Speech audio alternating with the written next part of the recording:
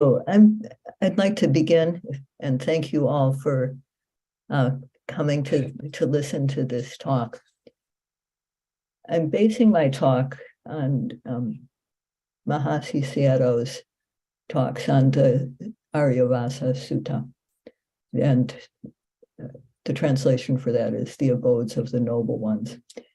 He would always give Dhamma talks based on some sutta or another. And he would recite the sutta as a preface. And he said that one of the meanings that the word sutta has is that it's like a line, like, for example, a chalk line, the tool that carpenters use when you stretch out a string that's covered with chalk, or in some countries it's covered with ink, and you use that string to mark a line on the wood. When you can't draw it easily by hand, but with this string, you can how should I do? I'm thinking the Burmese words, you can get the ink to drop on the wood in just the place where you want to saw it or chop it or whatever you want to do. And carpenters do that so that they don't make a mistake. Because if they just approximate where they're going to saw, they might not do it straight. They might make an error. Of course, nowadays we have machine tools that probably can do a lot without having to mark any lines on them. But in places like Burma, they use these chalk lines or ink lines for marking the line. And that's so that the work will be done properly. And in the same way, the teachings of the Buddha, the sermons that the Buddha gave, the suttas are like that. They're guidelines for our practice. And the things that in general the Buddha gave guidelines for were morality. He talked about, for example, the 5 precepts. And he laid down this guideline, for example, for lay people, the 5 precepts: not to kill, not to steal, not to commit adultery, not to lie, not to take drugs and intoxicants. And those are guidelines that Buddhists should practice according to, instead of trying to invent a new lay sila, for example, to make it only 4 precepts or 3 precepts. We should just observe the 5 or other versions that the Buddha taught. And then for concentration, there are 40 different methods of concentration that the Buddha taught, including loving kindness meditation. And so we should follow those guidelines instead of trying to make new methods. And for the development of wisdom also, the Buddha set down guidelines, very many, and we should pick one of those guidelines and practice accordingly so that the practice will get the results that we would like to have. And so to use a sutta in this way is like ruling lines on paper. Now, in Burma, when I was living there and studying, and we had to take exams on blank pieces of paper because they didn't have ruled paper available for our examinations. So we would have to rule the lines on the paper before we wrote the exam. Of course, some people might feel they can write straight without having to rule a line or follow a line. But Mahasi Sayadaw said he prefers to draw the lines first. So that's what this is here for. So as you can see, these are the words that the Buddha actually said. And of course, you can see the meaning, so that's good. But even if you don't know the meaning, sometimes, just listening to them to the words also is good. And then when people who know Pali hear it, they feel joy. So it's always good to include it. And I appreciate the way the MC has been pronouncing Pali. She does a very good job. So this Asaime Bhikkhave Ariyavāsa Ye Ariya Avasim Suva Avasantiwa Avasisantiwa. O monks, these Ariyavāsa Dhammas, where the noble ones dwell, are 10. In these 10 abodes of the noble ones, the Aryas or noble ones have dwelt or resided in the past, are dwelling in the present, and will also dwell in the future. So you probably have heard the name, the noble ones, the Aryas, the stream enterer, the once returner, the non-returner, and the Arahant, or in Pali, Sotapanna, Sakadagami, Anagami, and Arahant. There are actually 8 kinds of noble ones: the people who are realizing the path, and the people who have already realized fruition, who are established in fruition. But practically speaking, the people who are, the realization of the path is only one mind moment. So we really, although it's by name, there are 8 kinds of people, noble people. There are really, we'll just talk about 4. Okay, the Sotapanna or stream winner, the Sakadagami or once returner, the Anagami or non-returner, and the Arahant or the fully enlightened Arahant. So before this Buddha, in the olden days, there were noble ones. Well, where did they live? If we think about it, well, lay people live in their homes. Those of you who are monks, who are listening, you live in your monastery.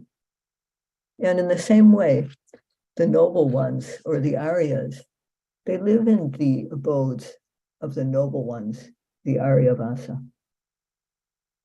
There were Buddhas before the present one, before the Buddha Gautama, Kassapa or Konamagamana or Kakusanda. They were enlightened, and they had enlightened disciples. And they also lived in these 10 abodes of the noble ones. The noble ones of the present teachings of Gautama Buddha, they also live in these 10 dwellings. And in the future, when there will be Aryamiteya Buddha and his disciples and others, all those enlightened beings will also dwell in these 10 abodes of the noble ones. So as you can see from the list, there are 10. Katamedasa idam bhikkhave bhikkhu panchanga vipahina hoti chalanga samanagato ekarako chaturapasino panu cheka sato samavya sati sano anavila sankapo pasadakaya sankaro Suvimota Chitta, Suvimota Panyo. So if you can go forward on this PowerPoint, then you can see what are the 10. In Disasana or dispensation, a monk or a person who sees the dangers of samsara, the cycle of existence, or a person who can destroy the kilesas, the mental defilements,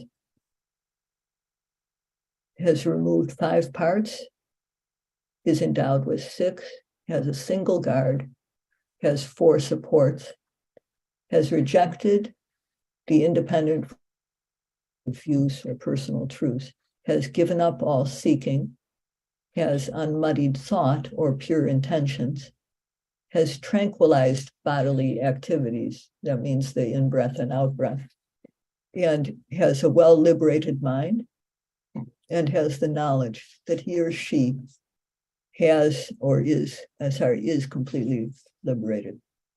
So I'd like to say at this point, you remember in this Ita Bhikkhave Bhikkhu, same as in the Mahasatipatthana Sutta, in this dispensation of bhikkhu.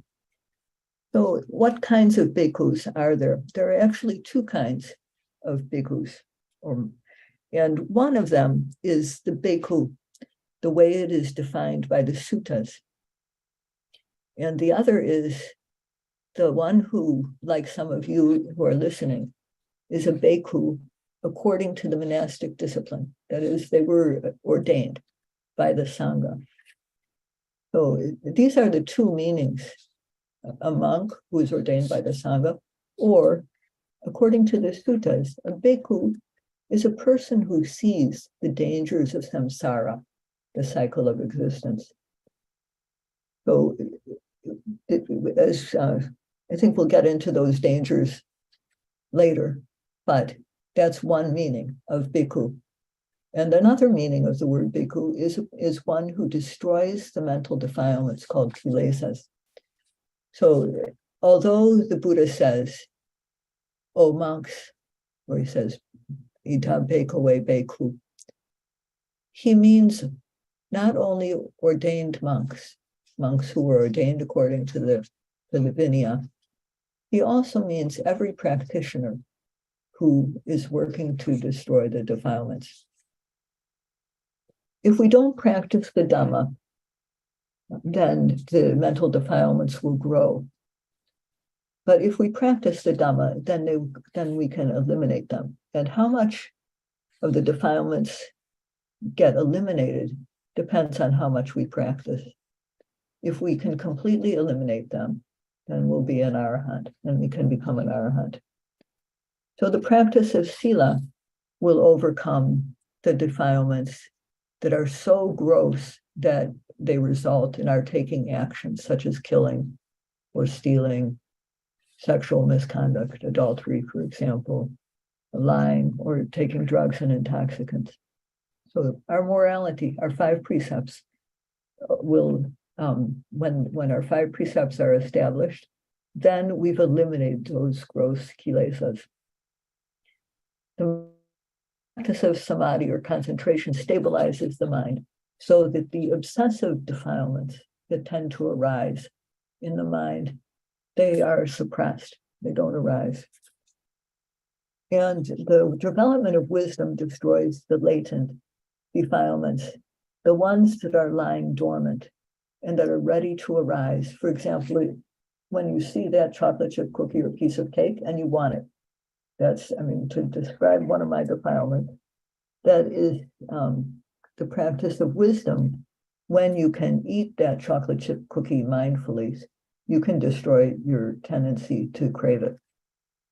So the practice of vipassana, which is to, every single moment of the time, to observe and know what is happening with our body mind, this destroys the latent defilements. And this is like chopping away at wood with an axe. If we're chopping some wood, bit by bit, pieces of wood are cut off. Or like digging away at the earth with a pickaxe.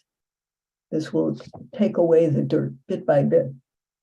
So with every noting, with every observation of our mental physical phenomena that arise at the 6 sense doors, the defilements are being removed and they drop away. So this, when the Buddha says, "Oh monks," he means these are the ordained monks, the ones ordained by the Sangha, but he means also the ones according to the suttas who are practicing meditation, whether a being is a human or a celestial, anyone who is practicing meditation is called a bhikkhu in terms of this discourse. So the first abode, the Buddha said to remove, I think I've missed something. I'm trying to think. Okay, so before I talk about the first abode, I would like to talk about, again, houses. People live in houses. In the world, people build houses to live in. The better a person can afford, generally, the better they will build. Some people can afford just basic houses, rudimentary or prefab, or even less than that. And others can build quite sturdy or expansive or grand houses. But the simple reason for building a house is to be safe from dangers. If you think about it, if we don't have proper housing, we'll be exposed to the sun, to the rain, or to the wind, to creeping and crawling things that can bite, enemies, and even accidentally, we could get harmed. If we're living out in the open and someone happens to throw a rock, it might hit us if we don't have any protective housing, even if they didn't intend to harm us. So a house gives us protection against dangers that exist in the world. And in samsara, there are dangers too. And the dangers that can come during samsara are far greater than the worldly dangers. And they're immense because our lives, being born and dying countless times, it can be quite a long time. So the dangers are to be reborn in the 4 lower realms, as you probably know. Some of you, I'm sure, can recite what they are. Can anyone tell me? The 4 lower realms are? Okay, you're probably all muted. So I will say the hell realms, and then there's the realms of the hungry ghosts, there's the realms of the realm of the angry ghosts, and there's the animal realm. So these are the 4 lower realms. And in samsara, we could also, even if we're not reborn in one of those realms, we could be reborn in a low, in a poor, very poor existence as a human, where we have to work hard for a living and where we are in danger of being mistreated by others. There are many types of circumstances that people have to live in that involve a lot of suffering. Even if we're reborn as a wealthy person who has all they need materially, still, everybody has to age, get sick, and die. And throughout samsara, this happens again and again and again, except for the Buddhas and the Arahants. The Buddhas and the Arahants who meditate, they dwell in the abodes of the noble ones, and they are free from the dangers of samsara. So the reason why the Buddha gave this on the Ariyavāsa is to urge everyone to build their own abode of the noble ones and live there in safety, free from samsaric dangers. So as you can see, the first abode, let me find my Pali.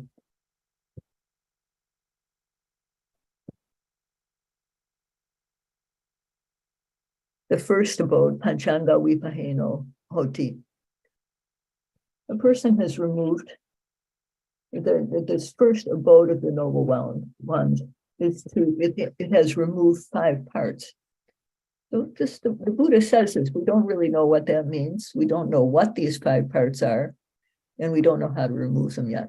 But this is for us to think about.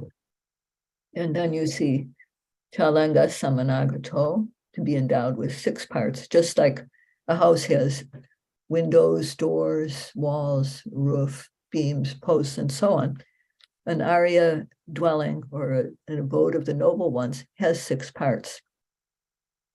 And it has a single guard, Ekarako Hoti. So we know that in the world, we have a lot of places, there are guards, bodyguards, security guards, and so on. And people do this to be free of danger. They don't want danger to come into the house, don't want thieves to come in or whatever. And for us in samsara, we need to keep our minds safe from the dangers of the defilements. So we also need a guard. Then this house, the abodes of the noble ones, it has 4 supports.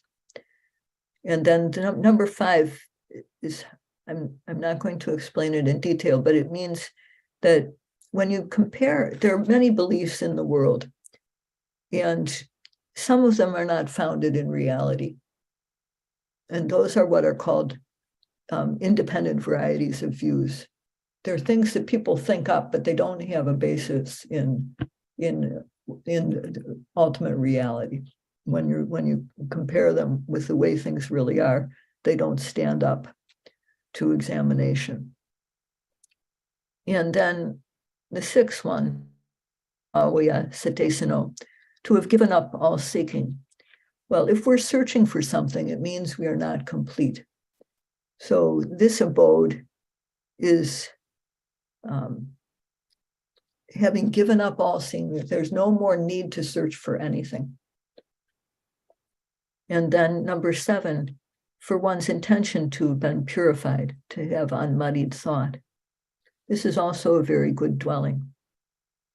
And then pasadakaya sankaro hoti. It means 2 things. This actually means when people have jhana, the in-breath and the out-breath get stopped. And actually, it doesn't mean that a noble abode is to have the 4th jhana. It really means that the noble abode is arahantship. That's actually what it means here. I can't explain why. I'm sorry, because I won't have time to say everything else. And then the last 2 abodes, the mind has been completely liberated. And then there is the wisdom, the knowledge that one is completely liberated. So if we follow this list, then we should start with number 1. Remove 5 parts and end with number 10.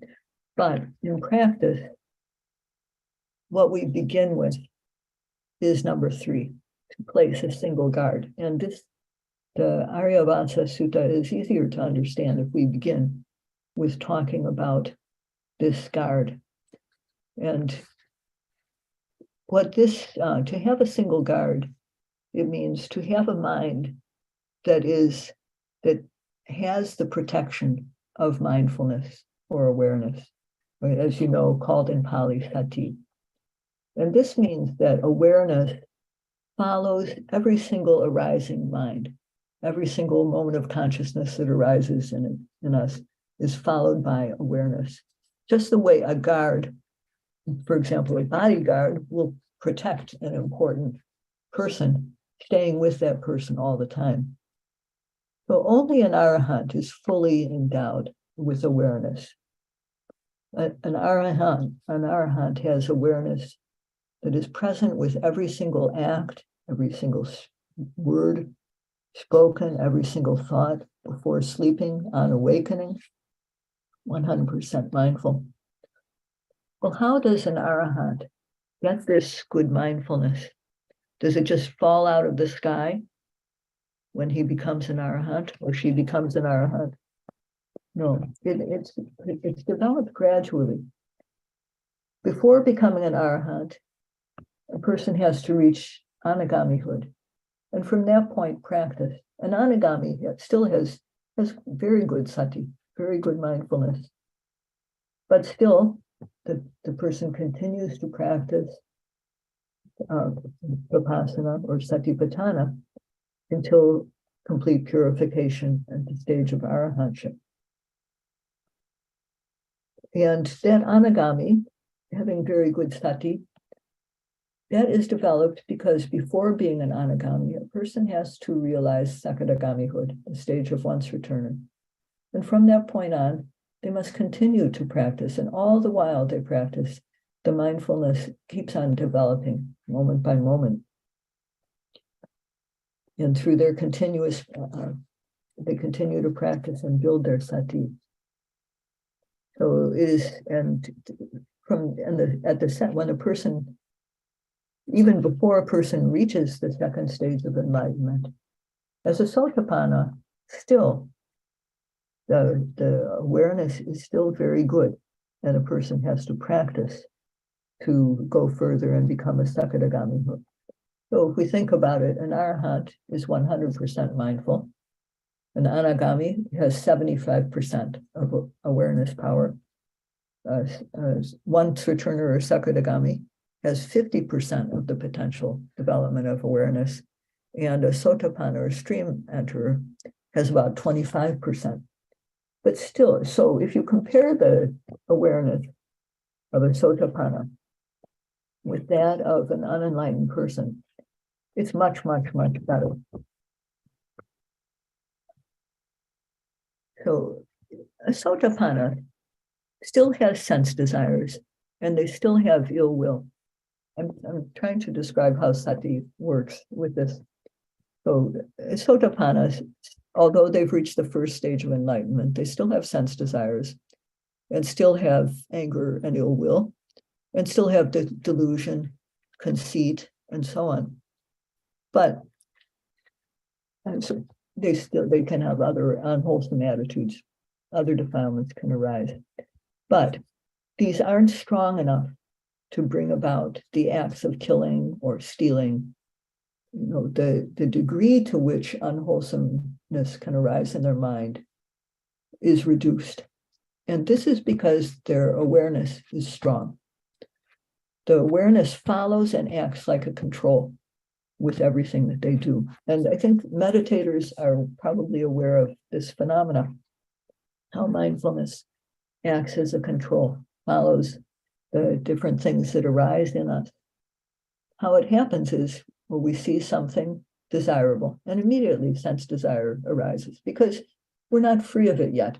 Even as a sotapanna, I'm not speaking as if I am, I'm just saying, please understand that. I'm just saying a sotapanna, still the sense desire will arise because they're not free of it. Or seeing something angering, the anger will arise immediately because the person is not yet free of that.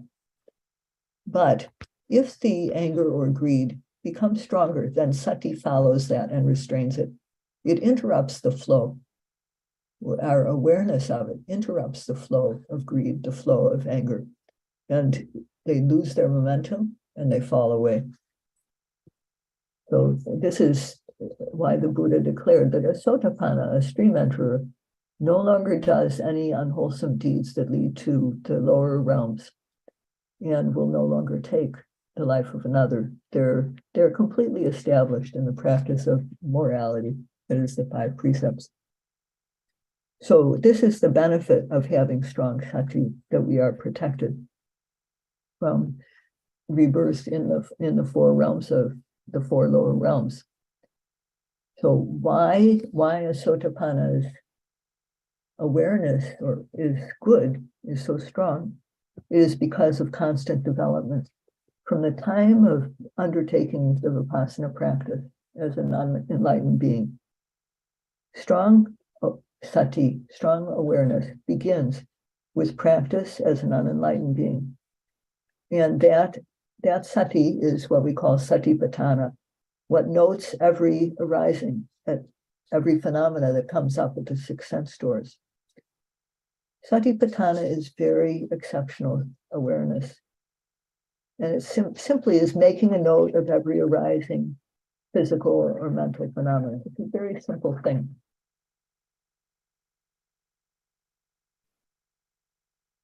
So, as I said, it is the observation, satipatthana is the observation of every arising object at the 6 sense doors. But before we can do that, we have to start with gross bodily movement. And in particular with the Mahasi method, we start with the movement of the abdomen that are caused by the air element, which are noted as rising and falling. And after we begin to note that, then we come to notice the thoughts. Thoughts arise in between these rising and falling movements. As we continue to practice, in time, there are discomfort, uncomfortable feelings that arise. And those are Vedana. And those also have to be noted, just as thoughts have to be noted every time they occur. Same with Vedanas or feelings, pain or pleasant or whatever. They have to be noted every time they arise. And then also there are physical gestures, the motions that we make every time they occur. And if a yogi does this diligently, according to these instructions, then they become aware. They come to be aware of every single physical and mental phenomena that arises when they're seeing or hearing, smelling, tasting and eating, touching, bending, stretching, moving, changing their posture, thinking. So this is the third. This is to have a mind that is that possesses the guard of sati.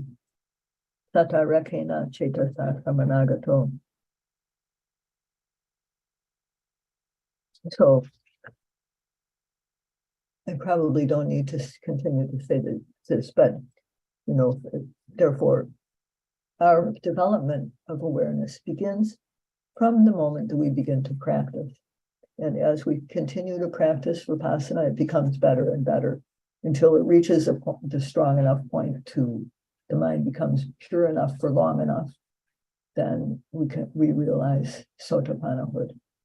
And continuing to practice, the awareness becomes even better till the point of realization of the second stage of enlightenment. From that point, continuing to practice, the awareness becoming better and better, and reaching the stage of anagamihood. And then continuing to practice, developing the awareness further and further until it is totally developed as an arahant. So in an arahant, there are no lapses of awareness. There are no moments of negligence. So this is why the Buddha said that this is one of the noble abodes, ida bhikkhave bhikkhu, satarakena cetasa samanagato hoti. That in this teaching, O monk, a monk or a person who sees danger in the cycle of existence, samsara, or a person who destroys the kilesas, is endowed with a mind that has the protection of awareness. So just like a guard at your house, the guard of awareness should accompany every moment of consciousness. So we should think about it. Okay?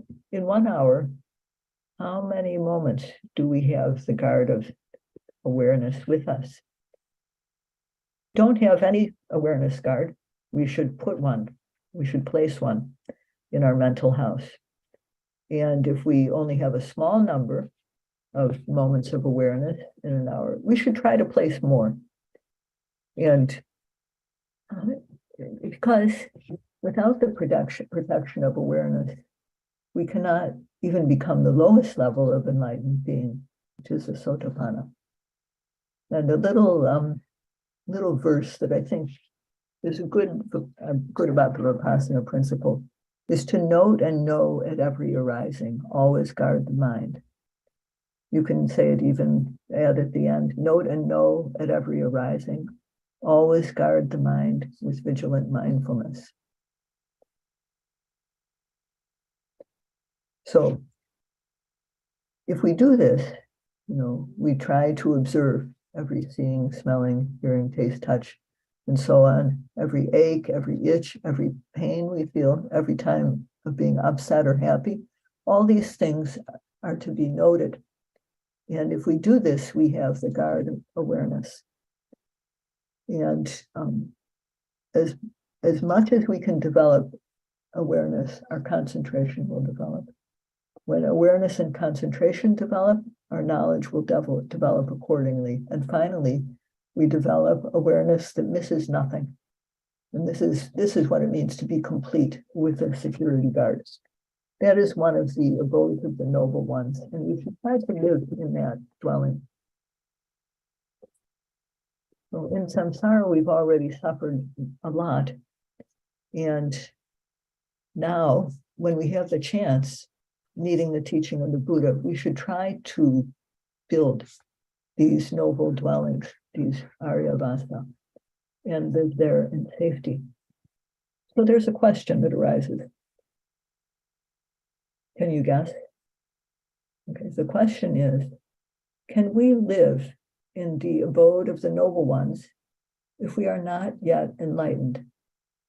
This is a good question. Well, if you think about it, you might not own your own home, but you can rent one, right? You can even go to a hotel for a day or a week. You can rent by the month or a year. As long as you can pay, you can live there. And it's the same way with the abodes of the noble ones. If we can pay the price, we can stay there, even if we aren't enlightened yet. So what price do we have to pay? You probably can guess. We have to have faith that doing this practice is going to be beneficial. That's the first investment we have to make to be able to live in the abodes of the noble ones. And then there has to be willingness, strong will to do the practice, and effort that is vigorous and doesn't let up. A person who has these three qualities of faith, willingness, and effort, called in Pali Saddha, Chanda, and Virya, they will try to note every action they make, especially you have to go on retreat to really have a good opportunity, but people can do it in lay life too. So with these three qualities, a person will try to know every moment. And each note that we make gets us into the abode of the noble ones. With every moment of noting that we have, we are living in the abode of the noble ones. So if we keep on noting, we can continue to live there. So Mahasi Sayadaw said, this is the method for living in a big house without paying any money. So what is the benefit of meditating and living in the abodes of the noble ones? It is to be free of being reborn in hell and other lower realms. For an example of this is the story of Tambadatika, who was an executioner. And his name means that he had his eye teeth, which are like fangs on an animal. They were like pillars. They were huge. He was a really horrifying looking person. And he had been a thief. And when he was caught, he was given the offer by the king. The king said, you can live if you will become the executioner, the chief executioner. And so he agreed. So his job was to kill people who were condemned to death with an axe. And he did that for 55 years, every day. The first day he had to kill 2,500 thieves.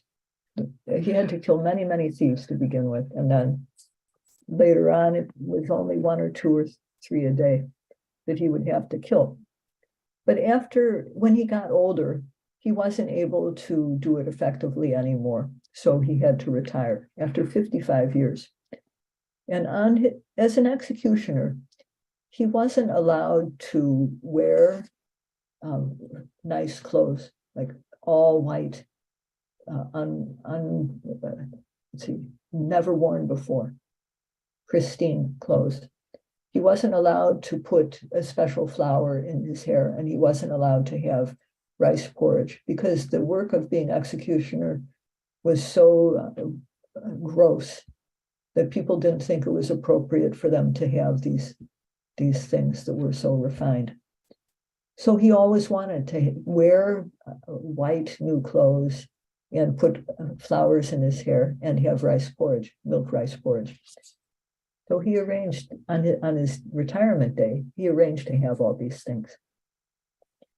And as he was about to eat his meal, having washed and put on these clothes and then put the flowers in his hair, the Venerable Sariputra arrived. And Tambadatika saw him, and he felt faith. He felt inspired, and he immediately offered his milk rice porridge to the Venerable Sariputra instead of eating it himself. And then he sat there fanning the Venerable. But he began to feel hungry. He wished he could have some of the porridge. And the Venerable Sariputra knew this. So he gave him some. He said, here, go and eat it. And then he could eat the porridge himself. When he finished eating, he came back and the Venerable Sariputra began to give a Dhamma talk. But as his mind quieted down, he remembered what he'd been doing for the last 55 years, and he wasn't able to concentrate. The Venerable Sariputra knew this, and he asked him, why aren't you able to listen to my Dhamma talk? And he said, sir, your Dhamma talk is very good. There is nothing wrong with it. But I remember the misdeeds that I've done, and so I don't feel happy. So the Venerable Sariputra said, when you were executing people as your executioner, did you do it because you wanted to? Or did you do it because you were ordered to do so? Was it your own was it your own volition? Or was it because the king ordered you to do so? And Tamadatika was not very intelligent. So he thought, oh, that's right. I mean, he said, well, before that, he answered the Venerable Sariputra. He said, no, how would I want to do it? But I did it because the king ordered me to do it. It wasn't that I wanted to do it myself. And so then the Venerable Sariputra asked him, well, then are they really your misdeeds? Is it your akusala? Is it your unwholesomeness? Can you call it that? And Tambadatika thought, no, it's the king's. It's the king's. The king ordered me. It's his problem, not mine. So he felt comfortable and at ease. He could let it go. He could forget about the misdeeds. Even though, in fact, having done them, they were his deeds, But his mind became calm. He stopped worrying about it, and he could listen to the Dhamma talk. And when he listened to the Venerable Sariputra preach, he developed Vipassana knowledge all the way up to the knowledge Anuloma Jnana, just before realization of enlightenment as a streamliner. And at that point, the Venerable Sariputra concluded the talk, and the Tambadatika escorted him back to the monastery. And then when he was returning to his own home, he was gored. He was gored by a cow. That is, he was gored by an ogre in disguise as a cow who was taking revenge on him, and he died. So he didn't get to practice the Sotapannahood, but because of his state of mind, because he had reached that level of enlightenment and his mind was in such a pure condition, when he died, he went to the Deva realms. So it's really amazing. 55 years as an executioner, but because he could listen to the Dhamma at right before the final moments of his life and develop knowledge through the practice, instead of going to hell, which would have happened, he went to the Deva realms. And this is because he had the guard of sati, the guard of awareness. His evil deeds were ready to drag him down to hell, but he had acquired the guard of mindfulness. So, when he listened to the Venerable Sariputra, and the Venerable Mahasi Sayadaw made this comparison. He said, it's just like when a person runs into a foreign embassy. The police can't catch him. That's exactly the way it is when you have this abode of the noble ones, that is the guard of awareness. You're in the abode of the noble ones, your kilesas, your defilements, your akusala cannot get you. So even the evil past karma cannot pull us down when we are protected by Shakti. So this is the benefit that we have, and we have it all the while that we are developing our mindfulness.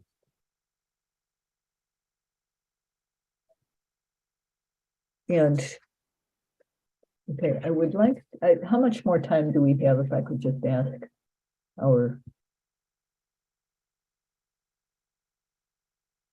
I think at least 15 to 20 more minutes for the Dhamma and Q. okay, fine. Okay, so that is about these, to have a single guard, the third quality, the third abode of the noble ones. So the fourth is to have four supports. And there are four things that support us as we try to develop awareness as our noble abode. There are four supports for this. And in Pali it is said, Sankayekang pati sevati, Sankayekang adivaseti, Sankayekang parivajeti, Sankayekang vinodeti. So that is,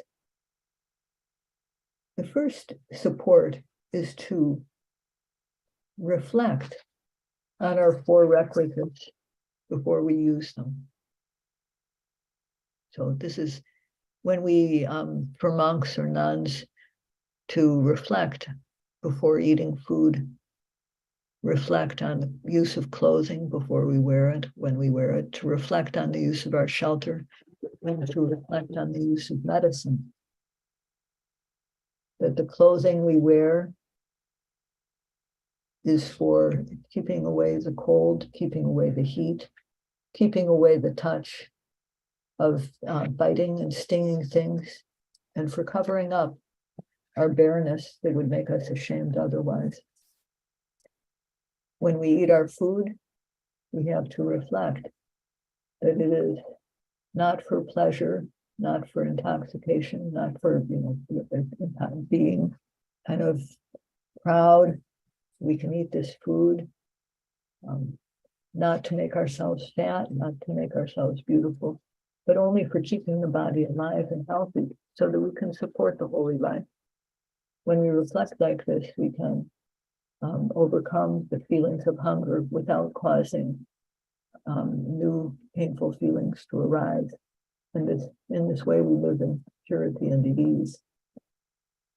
And the shelter is also the place where we live, no matter how good or bad it is shelter to protect us from cold, heat, from stinging things, biting things, and to give us seclusion. And the medicines we use are for overcoming the disease and for overcoming the painful feelings of disease. So this is just one support. And also to tolerate discomforts is the second. Sankayekang adivaseti. So things like heat and cold, or unpleasant pains, unpleasant sounds that we might hear in the environment when we practice, unpleasant speech. These are things that are minor in comparison with the benefit we can get when we practice. So we have to reflect reflect on this discomfort and tolerate it. Then there are things that should be reflected on and avoided. If I go to this place, for example, in Burma, of course, there are places where there are lots of wild dogs. Sometimes the dogs that are on the streets will bite, so you avoid the place where the dog might bite. You avoid going to the edge of the cliff. You might fall off, or the edge of a cliff. You might fall into it. Avoid going to a place that is really busy with cars. You might get hit. So to reflect and avoid things that are dangerous, that should be avoided. And then some things are to be reflected on and rejected. Thoughts about sense pleasures, thoughts about hurting others, thoughts of anger, thoughts others vihimsa vitaka. So these are the four supports to reflect on things and use them or tolerate them, avoid them, or reject them. And then there's the first, we'll go to the first from here, which is to remove 5 parts. So what are these 5 parts that have to be removed as we try to develop our awareness with the practice? We have to remove the hindrances to our practice, the nivaranas. These things block our practice, just like placing a big door in our way and shutting it. That's how the hindrances block our development of the practice. So the first of these is the desire for sense pleasures, kamachanda nivarana. And so this type of, I'm not sure where to start with this, but this is compared to, having the feeling of liking and desiring something, liking and wanting. This is what that quality is of sense pleasure. And it's like a debt. When we want something, it's like going into debt. And we should remove that debt right away. Okay, the analogy is that when a person goes into debt, then the person who owes the money has to be deferential to the lender. And when a person can't pay on time, they have to plead. They have to plead for more time. Some people have to go in hiding to avoid being killed if they are in debt to the wrong person. So the debtor has to put up with the treatment that he receives from the lender, and doesn't have much recourse. So it's a bad situation. If we're in debt, how can we be happy? So we have to try to get rid of a debt if we're in debt. And in the analogy, the thing that we like is like the lender. We have to be careful. We want to try to please that person. We have to be conciliatory. Or, for example, if it's a cup of coffee or something like that we have to have in the morning, that it's like that desire that we have causes us to fulfill it. We have the desire, so we have to please it, by making ourselves a cup of coffee or tea or whatever it is. And that is the debtor, of course, is the person who has liking, and then the debt is the liking itself. So how do we remove it? Well, before we think about removing it, I'd like to talk about, well, what is it we desire? Everybody likes good things, good things to see, hear, smell, taste, touch. And these are desirable sense objects. So a desirable sense object is like a piece of meat. Sometimes you might see a bird that has a piece of meat, and when one bird has that piece of meat, the other birds all want it because it's desirable. They want to eat it. They want to have it. So they gather around that bird who has the meat, and they peck and peck and peck until finally the first bird drops the meat, and then another one picks it up. And then the same thing happens. The other birds gather around, peck, peck, peck, beat, beat, beat, try to beat at them with their wings and claw and so on. And then the bird who has the meat can't stand it anymore, so he drops the meat. So this is the defect. This is what's wrong with one of the things that's wrong about sense pleasures. Everybody wants them, and they can be this is a drawback to have them sometimes. So everybody likes them and wants them, but the wise see the defects of them and give them up. So it's said that liking, it's good to remember, what the defects are of these hindrances, so that we don't entertain them, so that we don't think that they're a good thing. So the analogy is that liking and wanting is like death. We move it right away. So when we are meditating, we have to note sense desire every time it arises, according to the verse, which I mentioned before. Note and know at every arising, always guard the mind. If the desire arises once, we note it. If it arises twice, we note it twice. 3 times, we note it 3 times. However many notings it takes to overcome it as we practice, we need to note it that many times. Eventually, if we are persistent, if we are persevering in noting it, it will go away. So we have to kind of think of it like a battle, that when the sense desire comes up, we just have to note it. We have to note it, and if we keep on noting it, it will eventually disappear. And after our desire goes away, when we look back to the original source of our desire, the original thing that we liked and wanted, the liking and desire doesn't arise. It's subdued. So if we cannot remove this debt of liking, then we cannot dwell in the abode of the noble one. Okay. Sayagyi made the point. He's not talking about in daily life. Of course, we have likes and dislikes that arise like that. But when we're practicing, it's essential to note them.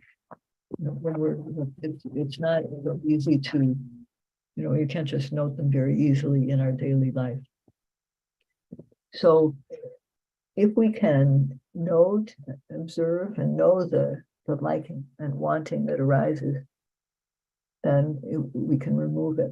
But if we can remove it, we can dwell in the abode of the noble ones and be safe from the dangers of apaya.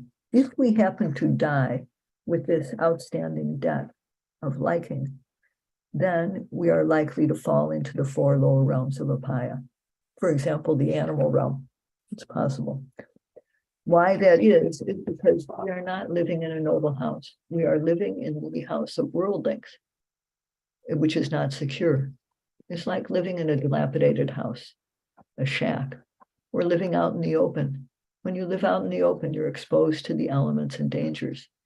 And if we live in the worldling's house, we're exposed to the dangers of apaya. So I would like to tell a story briefly. Some of you may know it and some of you may not, but the story of a monk and a louse. You all know what a louse is. It's a small animal, small insect. In the Buddhist time, there was a monk named Tisa, and he received a robe one day, and he was very pleased with it because it wasn't like anything he had received before, and he really prized it. He washed it, he hung it up, and he was looking forward to wearing it the next day. He was feeling very pleased with it. And as it happened, as he was in bed feeling pleased with the robe, he fell sick and died. With that feeling of being pleased with the robe still in his mind. So he had no moral fault at the time of death. And because of having such pure sila as a monk, he should have gone to the celestial realms. But he died with desire for that robe. And therefore, he was reborn as a big louse on that very robe. So why did he become a louse? It was because he was residing in the house of worldlings. That is, to just stay with the feeling of desiring and liking the robe. That's the worldling's house. It's not the abode of the noble ones. To reside in the abode of the noble ones would mean that he had observed the sense desire, liking, cherishing. And that, or even as a minimum, reflecting as the monks do on the requisites, as I mentioned before, to reflect on what is for protection from cold, heat, and so on. The Buddha also gave the method of Asubha Bhavana for removing desire. But the best way is to note the liking and desire when it arises and removes it. And if we note persistently that desire, that cherishing, the wanting will go away. Now, the feeling may not have gone away yet, but as long as we are noting it, we are residing in the abode of the noble ones already, as we note. So we have to remember this, that these things arise in our minds, but our observation of them is what is important. And that's a digression to say that, but we should also think about, for a monk only has 4 kinds of requisites. And if a monk went to the animal world because of attachment to his one set of robes, then think of how many things we have. All of these are grounds for us to feel attachment. So we have to try before we die to build our abode of the noble one. And we need to expend a few things. We need to spend money to buy our house in the noble ones, which is we need faith to do the practice. We need to invest our faith and our willingness and our effort. So if we have time, I will describe the other 5 hindrances. It's just a little bit more. And then we can stop. So to continue, it takes these faith, effort, and faith, willingness, and effort to apply the practice so that we can build our strong sati.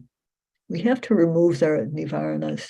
Before any concentration can arise, the nivaranas have to be removed. So it's really important to recognize them and to note them whenever, persistently when they arrive. It's said that anger and its flip side is disappointment, dejection. It's like a disease. We have to suppress and eradicate it.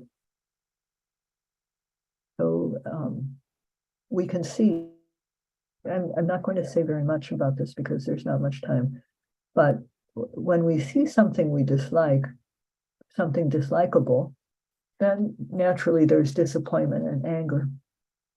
And this feeling leads us to quarrel. And who we quarrel with is usually our neighbors, our household and our neighbors. It's hard to have a fight with somebody who's far away, although that happens too.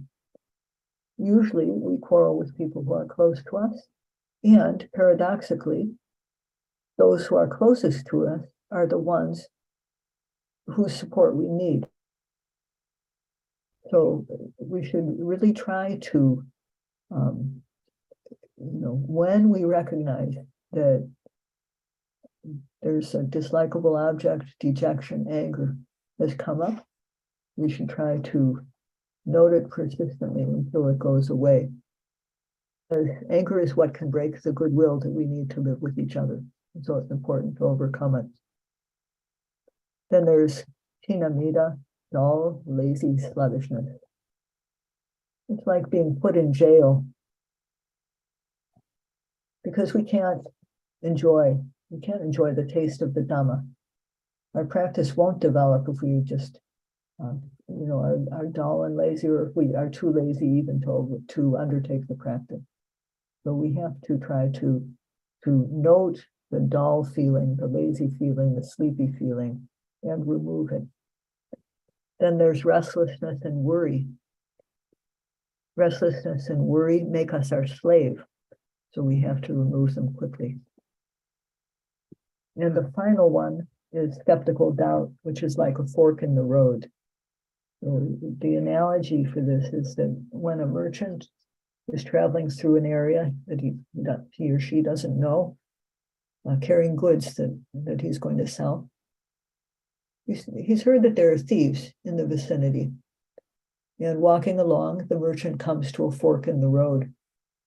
Which way to go? The merchant doesn't know because he hasn't ever gone that road before. Like us when we practice, we haven't gone the road before. If we haven't done the practice before and developed knowledge before, And we don't know it, and we have to just have confidence that we're going along, that the practice leads to the things that we've heard about. But doubt can arise because we've never done it before. So we wonder, is it true or not? In the same way, the merchant at the fork in the road is wondering which way to go. If there are thieves, which way will I escape the thieves? Go to the left or go to the right? And if he just stands there, the thieves catch up, steal his goods, and kill him. So it's the same thing with our practice. If we stop to wonder about whether or not this practice is going to be beneficial or not, will it really be like our teachers say, etc., then a person doesn't practice. So that's why it's important to note and overcome. In conclusion, I would like to say that the abodes of the Noble One, although the Buddha described 10, if you just develop the guard of awareness, all the other 5 parts, all the other 10 parts will be accomplished. So this is the most important thing. And it is also what the Buddha reminded us in his final words. He said, Vaya Dhamma Sankara, Apamadena Sampadeta. So he reminded his disciples, just like when your parents, if your parents have passed away and you were with them, or, this is the typical, when parents die, they want to tell their children, what they think is most important, should they have the chance. Likewise, the Buddha told his disciples that all conditioned phenomena have the nature to pass away. So develop the 3 trainings, Sila, Samadhi, and Panya, with vigilant mindfulness, Apamadena, to never be without awareness. So that was the Buddha's main point, to always dwell with awareness. And same with this sutta. So I hope that you all will be able to develop awareness to the fullest extent. If not in this very life, then as soon as possible, and realize the peace and happiness of Nibbana. That's all for tonight. Sadhu, Sadhu, sadhu. sadhu, sadhu. Thank you, Sayagyi. I will open it up to the members. If there are any questions, we can do a few minutes of Q&A. That's fine, thanks. Feel free to unmute yourself if you can, or raise your hand. Should I take away my spotlight so that I can see everybody? Can you see everyone now, Sayagyi? Well, if you, yeah, I can't see everybody because I can only see side by side with I can stop to share momentarily. Yeah, if you do that, then I'll see people.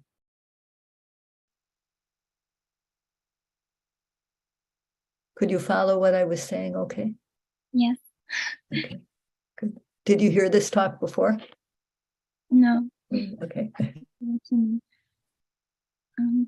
Anyone have any thoughts to share or comments?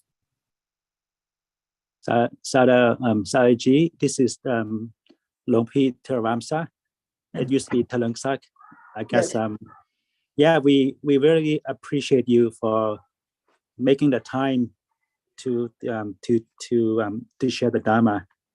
And I remember the last time I saw you was in Myanmar, long time ago on my retreat, and that was the last time I saw you.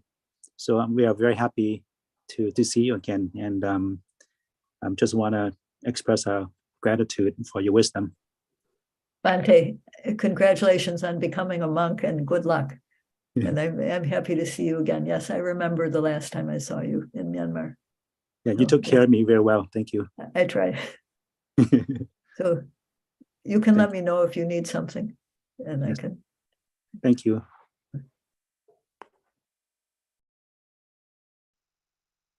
So I wanted to talk about this, even if nobody has anything to say immediately. because you can see the importance of having awareness. You can see the difference between the way these two beings died. The executioner, because his mind was pure, he had the protection of sati. His whatever bad deeds he had done, they couldn't drag him down. And the monk, on the other hand, had great purity of sila, but because he didn't, he didn't observe that liking that he had for the robe, then he unfortunately lost his, he went from being a human to being an animal. However, in the end, he didn't live that long as a louse. He lived about 7 days. And then, actually, as the story goes, he was running, and when a monk dies, they have to divvy up his possessions. The Sangha comes. And the louse was running back and forth on the robe. They're going to take away my robe. They're going to take away my robe. And the Buddha saw that. So he said, just leave it for 7 days. And so the louse didn't have his robe taken away from him. And when he did die from that life, he was reflecting on his life as a monk. He was remembering his life as a monk. And so he went to the Deva realms.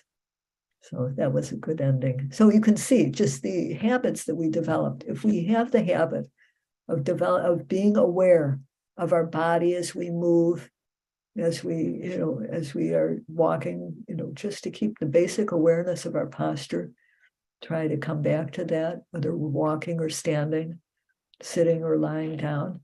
If we can come back to that many times during the day, that builds our house, our noble house, so that it will protect us more and more.